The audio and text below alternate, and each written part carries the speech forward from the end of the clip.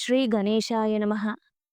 యైనం వేత్తి హంతారం యశ్చైనం మన్యతే హతం ఉభౌ తౌ న విజానీతో నాయం హంతి న హన్యతే. భావం: ఈ ఆత్మ ఇతరులను చంపుతుంది అని అనుకునేవాడు, ఈ ఆత్మ ఇతరుల చేత చంపబడుతుంది అని అనుకునేవాడు, ఈ ఇద్దరూ అజ్ఞానులే. ఎందుకంటే ఆత్మ ఎవరిని చంపదు, ఎవరి చేతిలోనూ చావదు. ఆత్మ ఒక సత్పదార్థము. ఆత్మకు రూపము, నామము, ఆకారము, కాలపరిమితి లేవు. శరీరము అసత్పదార్థము. శరీరమునకు ఒక ఆకారము, పేరు, కాలపరిమితి ఉన్నాయి.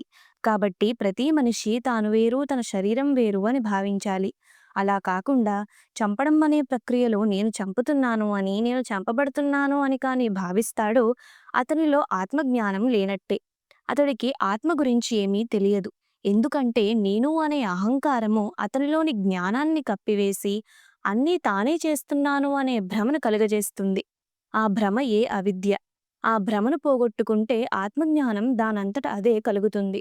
చిన్న ఉదాహరణతో ఇది అర్థమవుతుంది. ఒక లైట్ వెలుగుతూ ఉంది. ఆ లైట్ వెలుగులో మనం మంచి పనులు చేయవచ్చు, చెడ్డ పనులు చేయవచ్చు.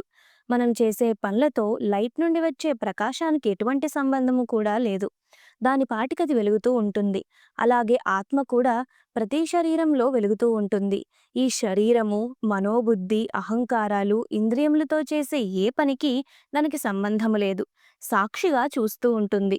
అలాగే రాత్రి నేను బాగా నిద్రపోయాను, సుఖంగా నిద్రపోయాను అని అంటూ ఉంటారు. అంటే నిద్రపోయింది శరీరమా? శరీరం కళ్ళు మూసుకుంటుందంతే. శరీరంలో ఉన్న మరొకడు సుఖంగా నిద్రపోయాడు. నిద్రలో ఆ సుఖం అనుభవించాడు. మరలా కళ్ళు తెరవగానే శరీరం లేచి కూర్చుంటుంది. అలాగే అతను చనిపోయాడు అని అంటారు. ఎవరు ఎక్కడికి పోయారు? ఆయన శరీరం చలనం లేకుండా మన ఎదురుగానే ఉంది. మరి పోయింది ఎవరు అని ప్రశ్నించుకుంటే అదే ఆత్మ అని అర్థమవుతుంది. కాబట్టి శరీరం వేరు, శరీరంలో ఉన్న ఆత్మ వేరు. ఆత్మ ఏ పని చేయదు, ఎవరినీ చంపదు, ఎవరి చేతిలోనూ చావదు.